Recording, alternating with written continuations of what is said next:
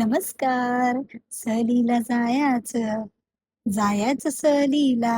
Actually ही सहल होती त्रिशवीसाठी कारण की त्रिशवीचं समर व्हॅकेशन होतं. अख्खा समर व्हॅकेशन आम्ही तिला कुठे नाही घेऊन गेलो. सो मम्मा-पप्पा कुठे घेऊन चल, घेऊन चल बिचारी करून फायनली आम्ही निघालो होतो लोणावळासाठी. ॲक्चुअली त्रिशवीला गोव्याला जायचं होतं, पण एवढ्या उन्हामुळे आम्ही तो प्लॅन स्किप करत म्हटलं लोणावळ्यात जाऊ. त्रिशवी मॅडमची झोप झाली त्याच्याबरोबर मी हलकासा माझा हा जांभूळ ब्रेक घेतला. आणि हे टनल्समधून जायला आज पण काय भारी वाटेना आणि लिटरली हे टनल्स क्रॉस केल्यावर वाटतं, की चला बाबा फायनली एकदा लोणावळ्याला पोहोचलो. सो लोणावळ्याला पोहोचता-पोहोचता आम्हाला 2 वाजले होते. सो आम्ही इथे हा एक्सप्लोर केला रानवाडा.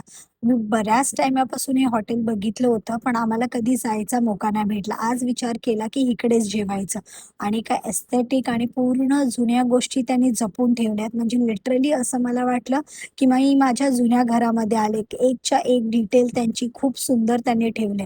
जुन्या भांड्या-कुंड्यांपासून, जुने झोपाळे, जुन्या सगळ्या गोष्टी बघूनच एकदम मस्त वाटलं आणि त्यांचं जेवण तर A1 म्हणजे आम्ही त्यांची व्हेज थाली ट्राय केली होती, पण व्हेज थाली एवढी सुंदर होती आणि अप्रतिम होती. तुम्ही लोणावळ्याला याल तर नक्की या हॉटेलमध्ये ट्राय करा. तिकडून आम्ही आलो लोणावळा स्टेशनला. प्रगती कॉफी म्हणून एक आहे, ज्यांचे हे कोल्ड कॉफी फेमस आहे. तिथून मी ही विदाऊट शुगर कॉफी घेतली आणि फायनली एवढ्या 3-4 तासानंतर आम्ही आमच्या पोहोचलो डेस्टिनेशनला. काय भारी रूम होता विथ व्ह्यू अमेझिंग.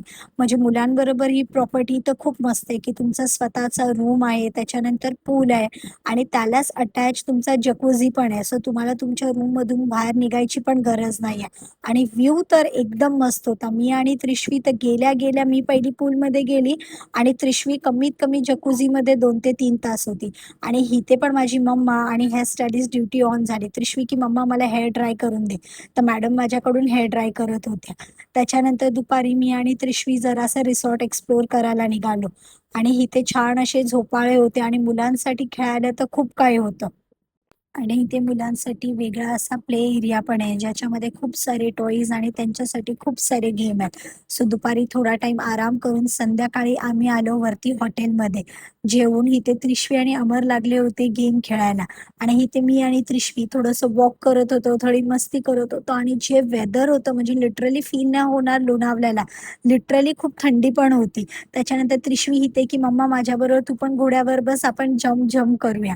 आणि हे दोघं लागले होते गेम खेळायला. सो इथे मी माझं वॉक कंप्लीट केलं, की व्हॅकेशन आहे, पण स्वतः जे रेग्युलर गोष्टी आहेत त्या मी कंटिन्यू ठेवल्या.